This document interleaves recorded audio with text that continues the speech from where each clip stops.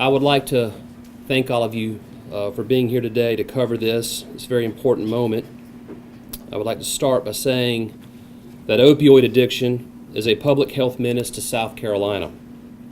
We cannot let history record that we stood by while this epidemic rages. So this morning, I have filed a lawsuit against Purdue Pharma, the maker of OxyContin and other opioid drugs.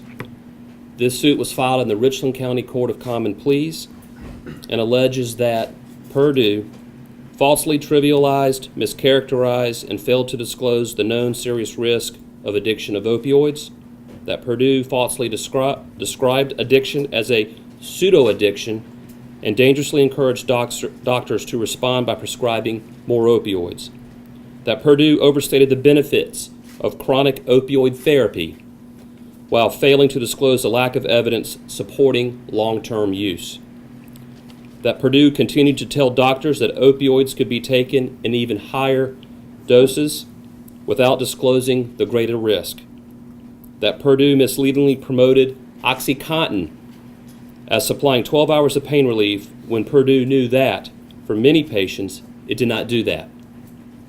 Purdue overstated the efficacy of abuse-deterrent opioid formulations. Purdue engaged in other unlawful, deceptive, and unfair conduct by failing to report suspicious prescribing. We also allege that by increasing opioid prescriptions and use, Purdue's deceptive marketing scheme fueled the opioid epidemic and significantly harmed South Carolina and its citizens. Finally, although Purdue knew that its marketing of opioids was false and misleading, the company fraudulently concealed its misconduct.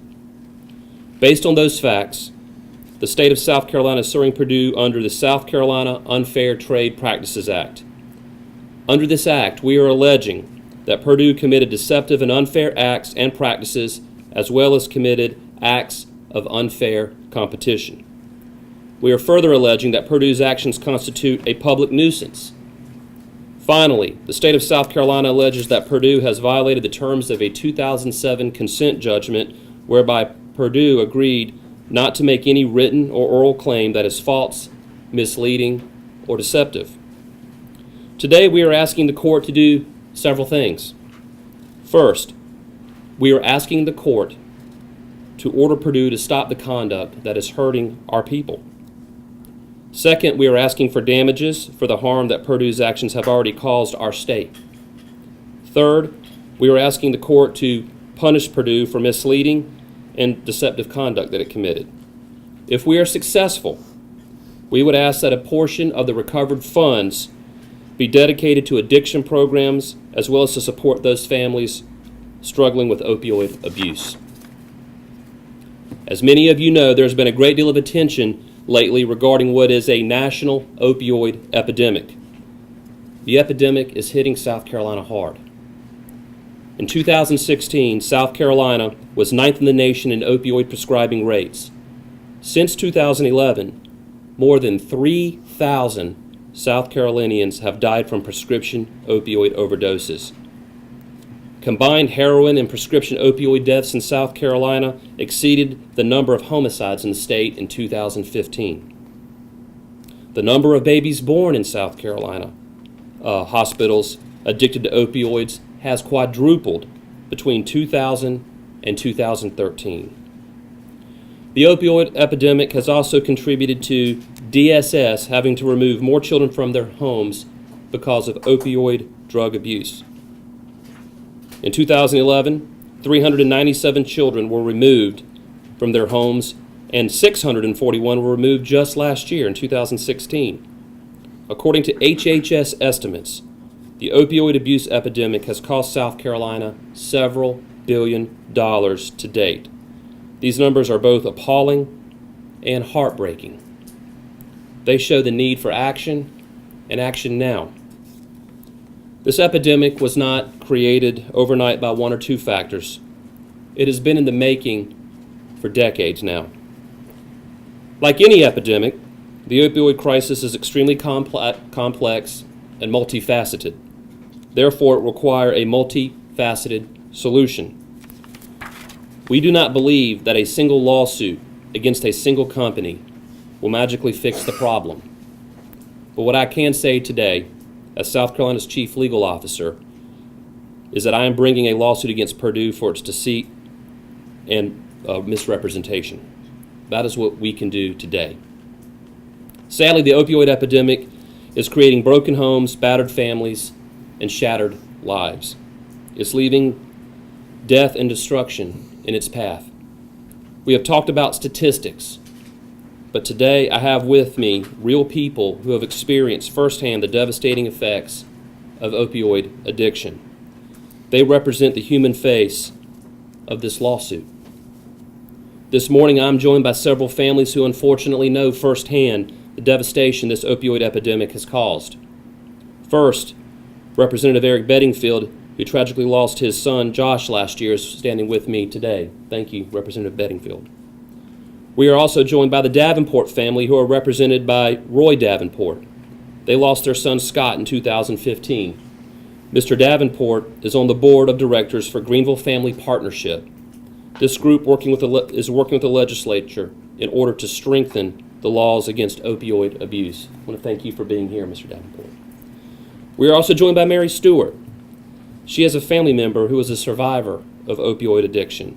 This has led her to be involved in opioid addiction advocacy at both the state and the national level. Mr. Bill Pruitt, who's standing back here, has also graciously agreed to be here today. His son is an opioid addiction survivor who has gone on to be an addiction counselor so that he can help others. I also want to thank Gail Aycock, who is the president and CEO of Lexington-Richland Alcohol and Drug Abuse Council. You all know it as LRADAC. She is joined by Jeremy Martin, who is vice president of Treatment Intervention Services, and also Allison Brumfield, who is LRADAC's communications director. As you all know, LRADAC is on the front lines of this epidemic, providing services and treatment to those suffering with addiction. At this time, I would like to ask Representative Eric Bedingfield to come forward. He has really become a true champion in the fight against opioid addiction, both in his community and in the legislature. Representative Bedingfield. Thank you, Mr. Attorney General. This is my face of addiction. This is my son, Josh. He passed away Easter Sunday in 2015 after a long struggle with opioid addiction. I'm not here today just because of Josh. I'm here today because after spending some 7 years going through recovery services, treatment services, searching for answers, 2 years clean time, all just to relapse and not make it through that one last attempt. But for the families I know that are here today and suffering all across South Carolina, I'm so thankful for the families who are here with me. I'm so thankful for Attorney General Wilson and his team for continuing to pursue avenues to correct the wrongs that are being done in South Carolina. As a legislator, I am proud and happy of the work that we have and accomplishments that we have made over the last year or so in dealing with how government might be able to assist in this effort. But you must understand that government can't fix this problem. And as Attorney General Wilson said a minute ago, a single lawsuit's not going to fix this problem. This is a people problem, a problem that was once thought to be a moral issue. This is not a moral issue in our society. This is a medical issue. These people have a disease, and they need to be treated with respect and dignity. And that's my mission, to see to it that nobody else has to stand here with a picture of a family member. Thank you.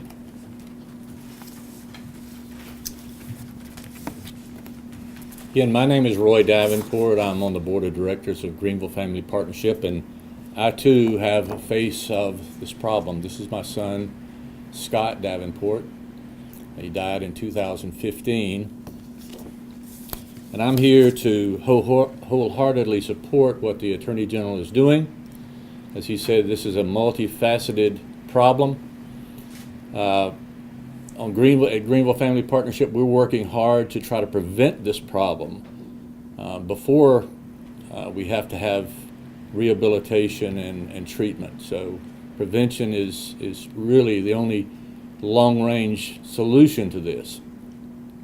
I'm also here because we've worked hard for the last year to try to introduce a new law in South Carolina that would allow us to hold drug dealers accountable when their illegal activities result in someone's death.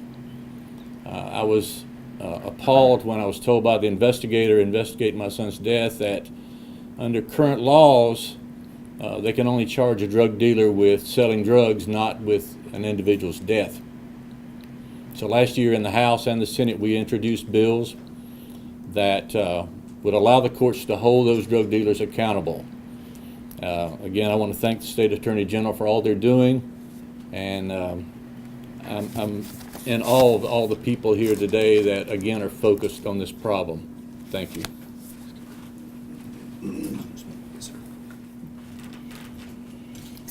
Good morning. I'm Gail Laycock, President and CEO of LRADAC. Well, LRADAC is one of many agencies that provide treatment and a message of hope for people that struggle with opiate and other substance use disorders. We are all throughout the state. There are 31 of us. Please reach out. If you know someone that needs help, reach out to us. Let us help them find a pathway to recovery. The deaths that we've listened to, the stories that we've listened to today are preventable, and this disease is treatable. Thank you, Attorney General, for inviting me to be here for support. Thank you.